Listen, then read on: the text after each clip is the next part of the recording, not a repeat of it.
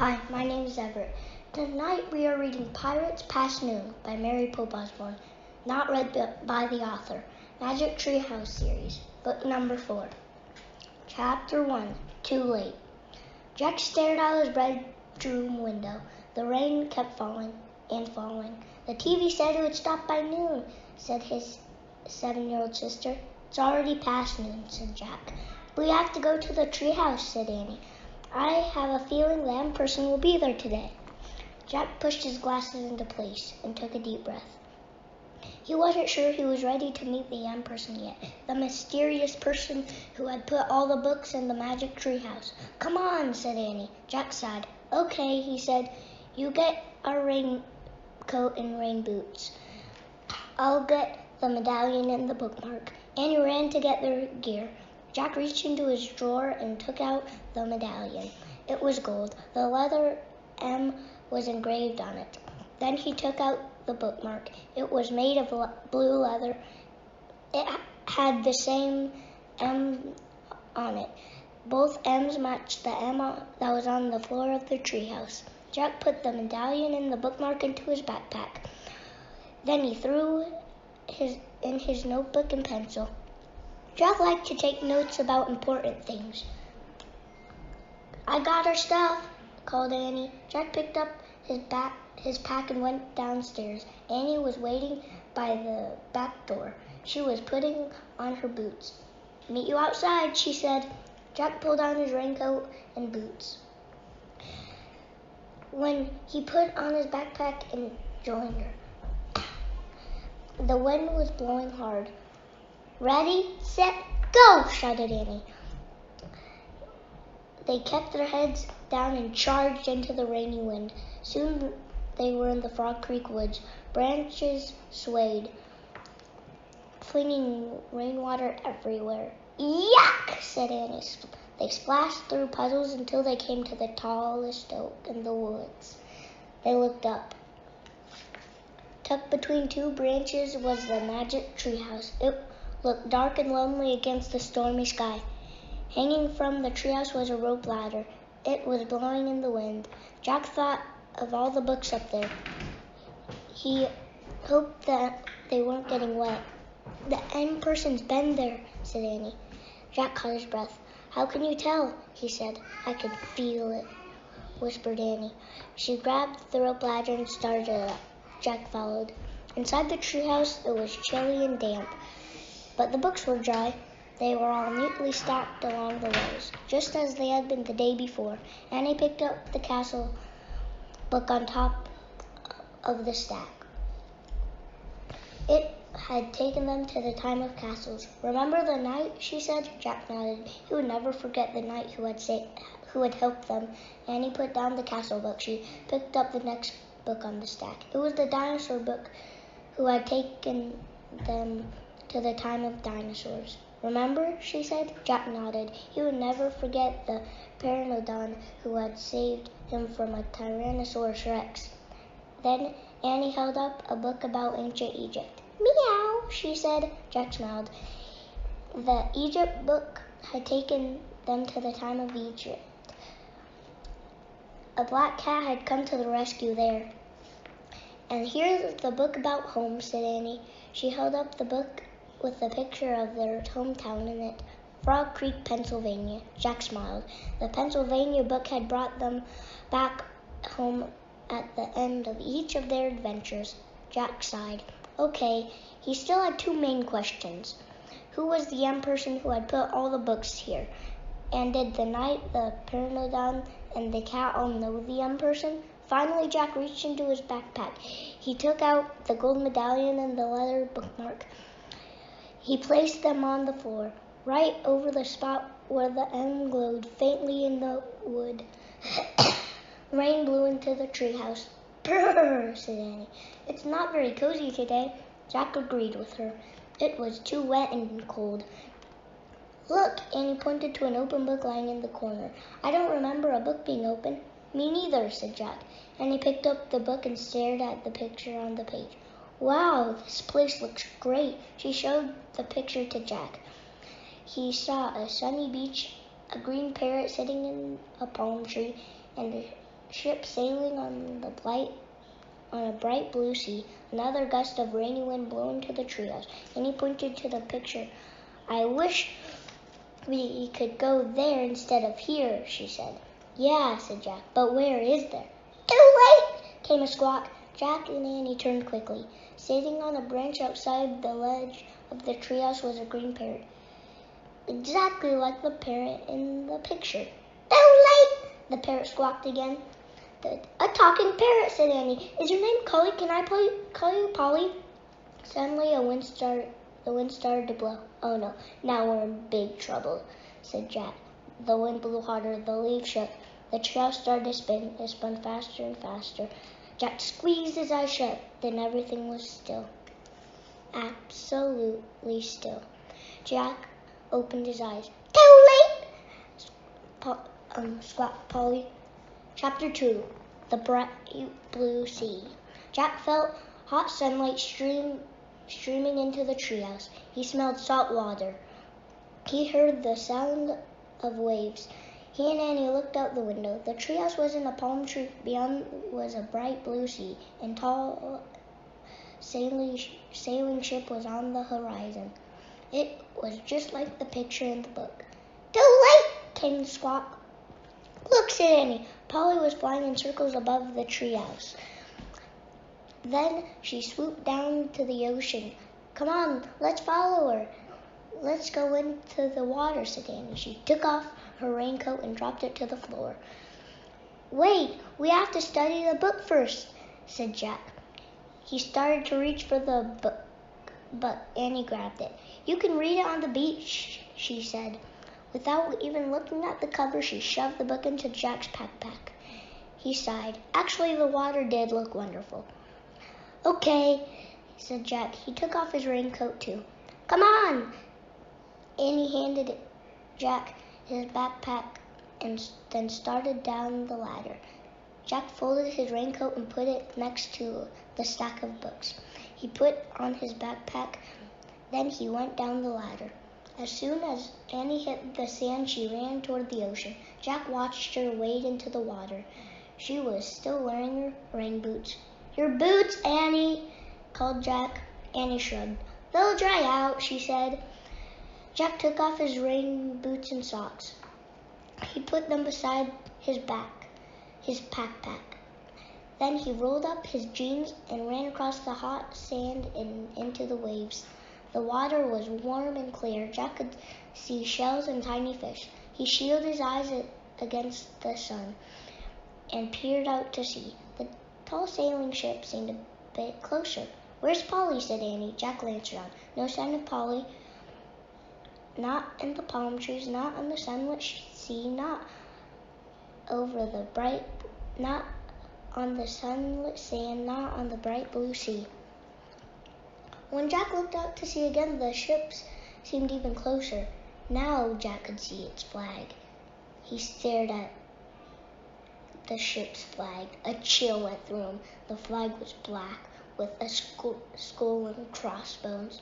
"Oh man," he breathed. He started out of the water. "What's wrong?" said Annie. She splashed after him. Jack ran to his backpack. Annie followed him. He grabbed the book from his backpack. He looked at the cover. For the first time, he and Annie read the title of the book. "Yikes," said Annie. "Pirates of the Caribbean," Jack read aloud. Chapter 3. 3 Men in a Boat. "We've come to the time of pirates," said Jack. "Pirates?" squeaked Annie.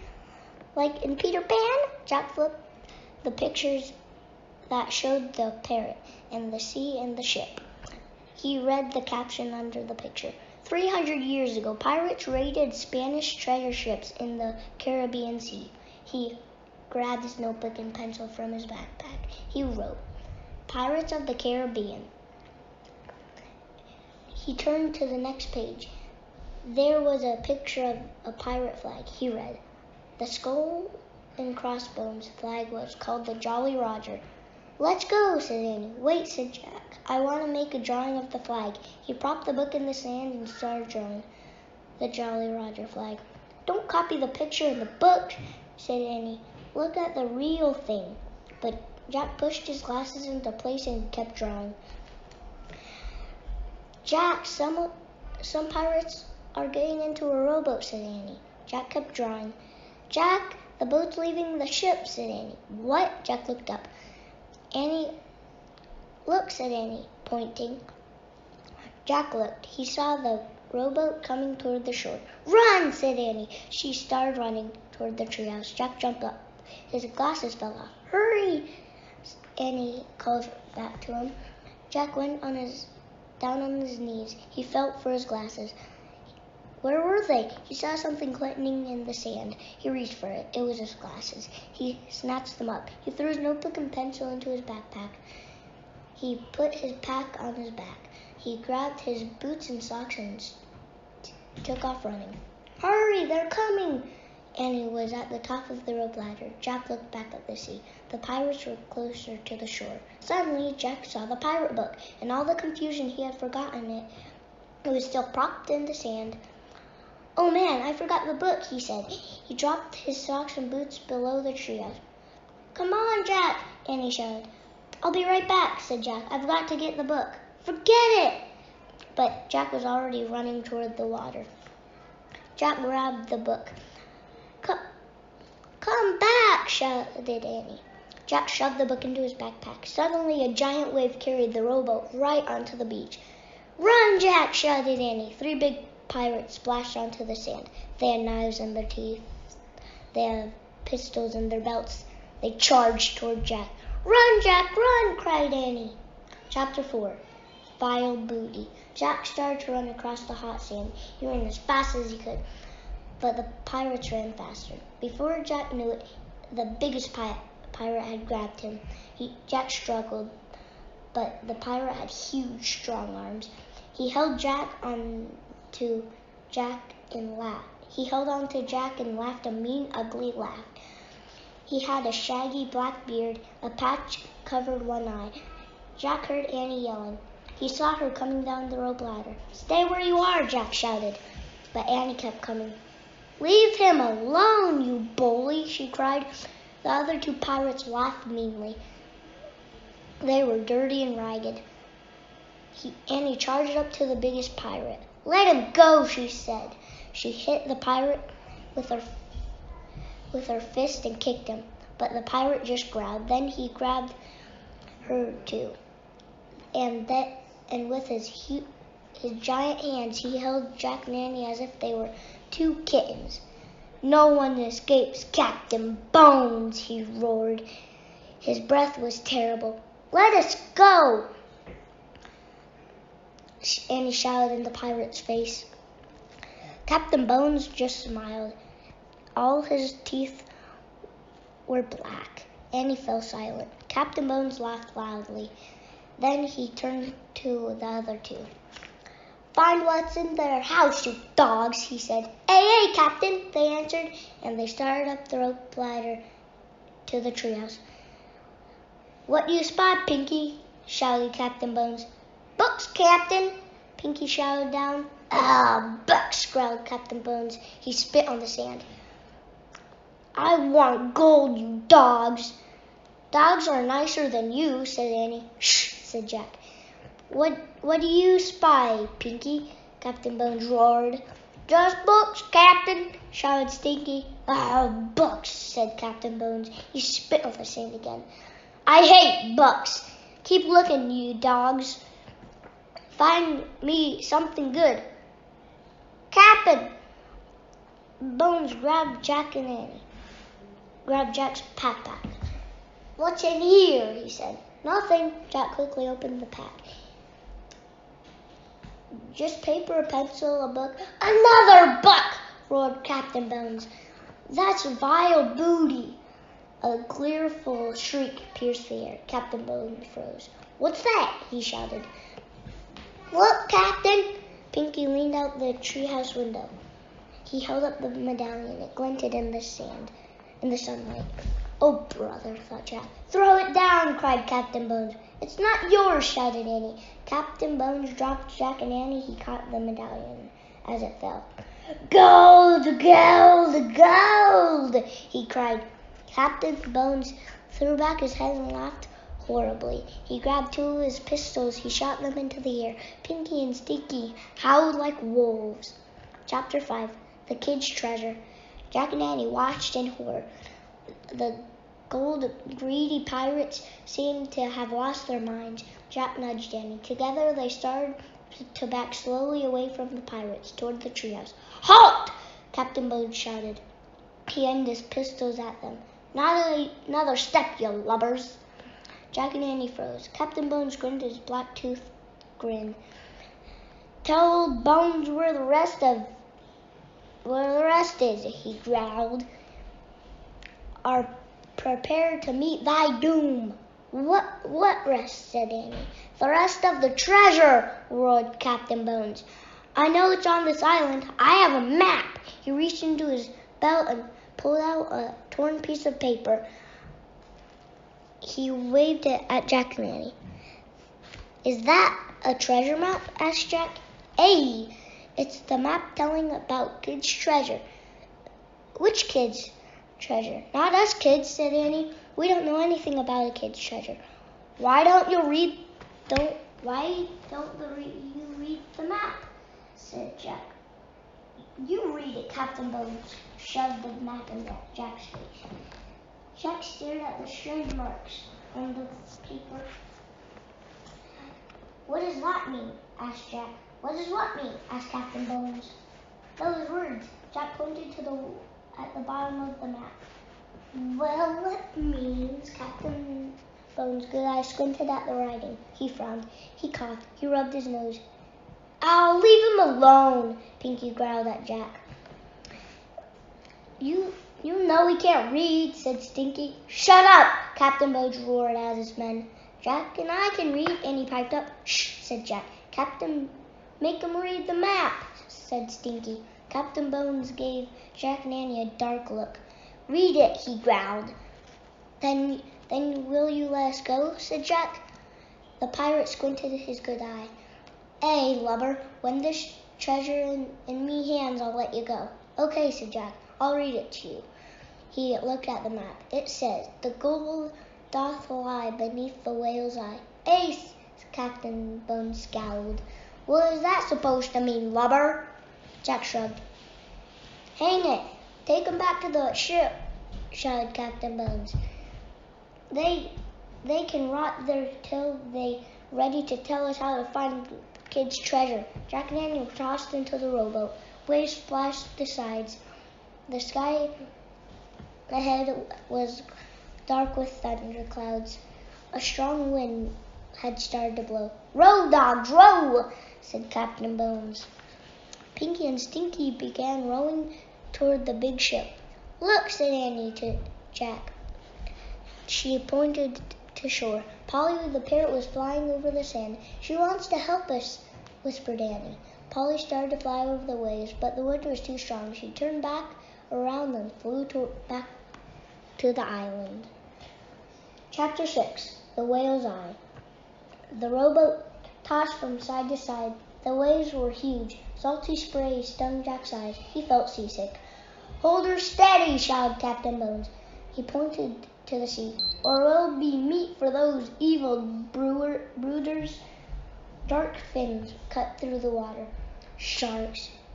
One zoomed right past the boat. Jack could have reached out and touched it. He shuddered. Soon the rowboat pulled alongside the ship. The air was filled with fiddle music and bagpipes playing, and Jack heard jeers, shouts, and ugly laughter. Hoist 'em aboard, Captain Bones shouted at his men. Jack and Annie were hauled onto the deck. The ship creaked and moaned. It rolled from side to side. Ropes flopped and snapped in the wild wind. Everywhere they looked, Jack and Annie saw pirates. Some were dancing, some were drinking, many were fighting, with swords or with their fists. Lock 'em in my cabin, Captain Bones ordered. A couple of pirates grabbed Jack and Annie and threw them into the ship's cabin. Then they locked the door. The air inside the cabin was damp and sour-smelling. A shaft of gray light came through a small round window. "Oh man," said Jack, "we've got to figure out how to get out to the island so we can get to the treehouse and go home," said Jack. "Right." Jack suddenly felt tired. How would they ever get out of this mess? "We better examine the book," he said. He reached into his pack and pulled out the pirate book. He flipped through the pages. Jack looked for information to help them. "Look," he said. He found a picture of pirates burying a treasure chest. "This might help." Together they read the words under the picture. Captain Kidd was a famous pirate. It is said that he buried a treasure chest on a deserted island. The chest was filled with gold and jewels. "Captain Kidd," said Jack. "So that's the kids that Bones keeps talking about," said Annie. "Right," said Jack. "Look!" Annie looked out the round window. "And Captain Kidd's treasure is buried somewhere on the island," she said. Jack took out his notebook and pencil. He wrote, "Captain Kidd's treasure is on island." "Jack," said Annie. "Shh, wait a minute," said Jack. "I'm thinking." "Guess what I see," said Annie. "What?" asked Jack. He looked back at the book. "A whale." "Neat," said Jack. Then he looked up. "A whale? Did you just say a whale?" "A whale, a huge whale, as big as a football field." Jack jumped up. He looked out the window with her. "Where?" Jack asked. All he could see was the island, the stormy waves, and the sharp fins. "There," said Annie. Where?" "There. The island is shaped like a giant whale." "Oh man," whispered Jack. Now he could see it. "See the whale's back?" said Annie. "Yep, the slope of the island looked like the back of a whale." "See its spout?" said Annie. "Yep, the palm tree that held the treehouse looked like the spout of a whale." "See his eye?" said Annie. "Yep, a big black rock looked like the eye of the whale." "The gold doth lie beneath the whale's eye," whispered Jack. "Wow." Chapter 7. "Gales are blowing." "So the treasure must be under that rock," said Annie. "Right," said Jack. "Now we just need to get back to the island. We'll show Captain Bones where the treasure is. Then, while all the pirates are digging, we'll sneak up to the treehouse and make a wish to go home," said Annie. "Right." Jack poked his head out of the window and of the cabin. "Captain Bones, sir!" he shouted. The pirates took up the cry. "Captain Bones! Captain Bones!" "Hail!" came a horrible voice. Captain Bones stuck his ugly face through the window. His good eyes glared at Jack. "What do you want, lubbers?" "We're ready to tell the truth, sir," said Jack. "Go ahead," growled Captain Bones. "We know where Captain Kidd's treasure is." "Where?" "We can't just tell you. We have to show you," said Annie. Captain Bones gave Jack and Annie a long, hard look. "You'll need a rope," said Jack. "And shovel," said Annie. Captain Bones growled. He roared at his men. "Get some rope and shovels." Hey, Captain!" "Then throw these lubbers into the boat. We're going back to the island." Hey, Captain!" Back in the rowboat, Jack saw the sky had grown even darker with clouds. The waves were bigger, and the wind was howling. Gales are blowing," said Pinky. "You'll see a gale if I don't get me treasure by thunder," Captain Bones shouted. "Row, dogs, row!" The three pirates battled the waves until the rowboat reached the island. They all piled onto the shore. Captain Bones grabbed Jack and Annie. "Okay, lubbers," he said. "Now show us where the treasure is." "There," said Annie. She pointed at the black rock near the tip of the island. "Under that rock," said Jack. Captain Bones dragged Jack and Annie down the beach to the black rock. "Get to work," Captain Bones said to Pinky and Stinky. "What about you?" asked Annie. "Me work?" Captain Bones chuckled. Jack gulped. How would they ever get away from him? Don't you think you should help your friends? He said. Captain Bones gave Jack a horrible grin. Nah, I'm gonna hold you two till there's treasure in me hands. Chapter 8. Dig, dogs, dig! Pinky and Stinky tied the rope around the big rock. The wind howled. The pirates pulled and pulled and pulled. They need help, said Jack. Let the dogs do the work, growled Captain Bones. You're not very nice to them, said Annie. Who cares, said Captain Bones. Got it, Captain, shouted Pinky. They started pulling the rock across the sand. Now let's dig where the rock was, said Jack. All of us. But Captain Bones ignored his suggestion. Dig, you dogs, he shouted. Pinky and Stinky started to dig. The wind blew even harder. There was going to be a thunderstorm. Ow, I got sand in my eyes, Pinky whined. Ow, my back hurts, Stinky cried. Dig, shouted Captain Bones. He held Jack and Annie with one hand. With the other, he pulled the medallion out and tossed it to the two pirates. It fell into the hole. Dig for more of these, you swine, he said. Squawk! Look, said Annie. Polly was back. She was circling above them. Go back, she squawked. Pinky and Stinky looked up at the parrot. They scowled. Dig, shouted Captain Bones. A big storm's coming, said Pinky. Go back, squawked Polly. The bird's warning them. Captain, shouted Stinky. Dig, you dogs, cried Captain Bones. Go back, squawked Polly. The bird's warning us, shouted Pinky. We've got to get back to the ship before it's too late. The pirates threw down their shovels. They started running toward the ship, toward the rowboat. They started, Mutineers, come back, shouted Captain Bones. He dragged Jack and Annie down the beach and ran after his men. Stop! But the pirates kept running. They got to the rowboat and pushed it into the sea. Wait, cried Captain Bones. Pinky and Stinky jumped into the rowboat and started rowing. Wait, Captain Bones let go of Jack and Annie. He ran into the water. Wait, you dogs! He hauled himself into the rowboat. Then the three pirates disappeared into the spray of the waves. Go back, squawked Polly. She means us, said Annie. Just then the storm broke over the island. The wind howled. Rain fell in buckets. Let's go, cried Annie. Wait, I have to get to the medallion, shouted Jack. He ran to the hole dug by the pirates. He looked down on it. Even in the dreary light, the medallion was shining. Big fat raindrops were falling into the hole and washing away the sand. Jack saw a patch of wood. Then the rain cleared away more sand and more. And Jack saw the top of an old trunk. He stared. Was it Captain Kidd's treasure chest? Hurry, Jack, cried Annie. She was halfway up the treehouse ladder.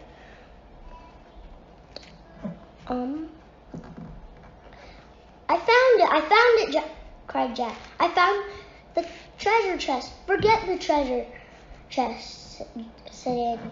We have to go now. The storm's getting worse. Jack kept staring at the chest. Was there gold inside?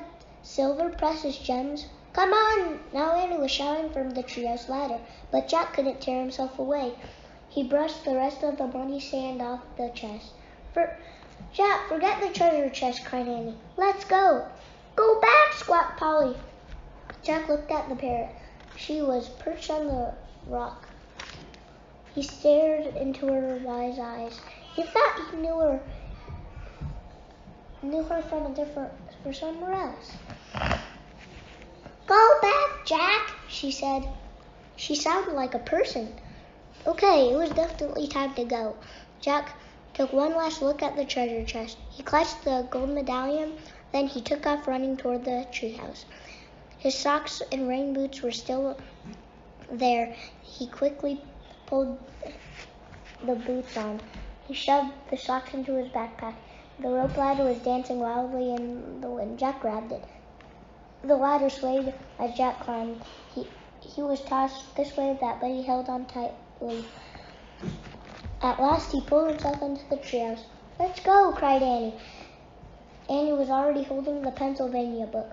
She pointed to the picture of Frog Creek. "I wish we could go there," she said. The wind was already blowing, but now it blew even harder. The treehouse started to spin. It spun faster and faster, then everything was still. Absolutely still. Chapter 9, The Mysterious Hymn. Drip, drip, Jack opened his eyes. The rain was dripping from the leaves of the tree. They were back in Frog Creek. The rain was softer. The wind was gentler. The air was sweeter. "Oh, man," Jack sighed. Then that was close. He was still holding the medallion. "Polly's gone," said Annie sadly. "I was hoping she might come back with us." "No magic creature has ever come back with us," said Jack. He pulled off his backpack. It was damp with rain and salt water. Jack took out the pirate book. He put it on the stack of books, on top of the dinosaur book, on top of the night book and the mummy book. Then Jack put the gold medallion beside the bookmark with the letter M. Next he went down on his knees. He ran his finger over the shimmering M on the floor. "We didn't find any M's on this trip," he said. "Or the M person," said Annie. "Squawk! Polly!" Annie cried. The parrot swooshed into the treehouse. She perched on the stack of books. Polly looked straight at Jack. What are you doing here?" he asked her. Slowly, Polly raised her bright green wings. They grew bigger and bigger until they were spread out like a huge green cape. Then, in a great swirl of colors and a blur of feathers and light, and the flapping and stretching and screeching, a new being took shape. Polly was not a parrot any longer. In her place stood an old woman, a beautiful old woman, with long white hair and piercing eyes. She wore a green feathered cape. She perched on the stack of books, and she was very calm and very still. Neither Jack nor Annie could speak. They were too amazed. "Hello, Jack. Hello, Annie," the old woman said. "My name is Morgan Le Fay." Chapter 10, Treasure Again. Annie found her voice first. "The M person," she whispered. "Yes, I am the M person," said Morgan. Where are you from?" asked Jack. "Have you ever heard of King Arthur?" said Morgan. Jack nodded. "Well, I am King Arthur's sister," said Morgan. "You're from Camelot," said Jack. I've read about Camelot." "What did you hear about me, Jack?" said Morgan. You're a witch." Morgan smiled. "You can't believe everything you read, Jack. But are you a magician?" asked Annie. "Most call me an enchantress. But I am also a librarian," said Morgan. "A librarian?" said Annie. "Yes. I have come to the 20th century, your time, to collect the books. You are lucky to be born in a time with so many books." "For the Camelot Library?" asked Jack. "Precisely," said Morgan. "I have traveled in the treehouse to collect books, words from many different places around the world and from many different periods." "Did you find books here?" said Jack. "Oh yes, many wonderful books. I want to borrow them for your scribe to copy." Did you put all the bookmarks in them?" Jack asked. "Yes. You see, I like the pictures in the books. Sometimes I want to visit scenes in the pictures, so all the bookmarks mark the places I wish to go." "How did you get there?" asked Annie. "I placed the spell on the treehouse," said Morgan, "so whenever I point to a picture and make a wish, the treehouse takes me there." "I think you dropped this in dinosaur times," said Jack. He handed the gold medallion to Morgan. "Oh, thank you. I wondered where I'd lost it," she said. She put the medallion in her hidden pocket in her cape. So can anybody work the spell? Asked Danny. No. Anybody who tries it? Oh dear, no. Not just anybody, said Morgan. You two are the only ones besides me to do it. No one else has ever even seen my treehouse before. Is it invisible? Asked Danny. Yes, said Morgan. I had no idea it would ever be discovered, but then you two came along. Somehow you hooked right into my magic. How? Asked Jack. Well, for two reasons, I think, explained Morgan. First, Annie believes in magic, so she actually saw the treehouse, and her belief helped you see it, Jack. Man, said Jack. Then you picked up a book, Jack, and because you love books so much, you caused my magic spell to work. Wow, said Annie. You can't imagine my dismay when you started to take off in dinosaur time. I had to make a very quick decision. So I decided to come along. Oh, so you were the Pteranodon, said Annie. Morgan smiled. And the cat and the knight and Polly, said Annie. Yes, Morgan said softly. You were all those things to help us, said Jack. Yes, but I must go to my home. I must go home now. My people in Camelot need my help. You're leaving? Jack whispered. You're leaving? I'm afraid I must, said Morgan. She picked up Jack's backpack and handed it to him. Jack and Annie picked up their raincoats and it had stopped raining. You won't forget us, will you? Asked Annie, as they put on the raincoats. Never, said Morgan. She smiled at both of them. You remind me too much of myself. You love the impossible, Annie, and you love knowledge, Jack. What better combination can there be? Morgan Le Fay touched Annie's forehead gently, and then Jack. She smiled. Goodbye, she said. Goodbye, Jack and Annie said.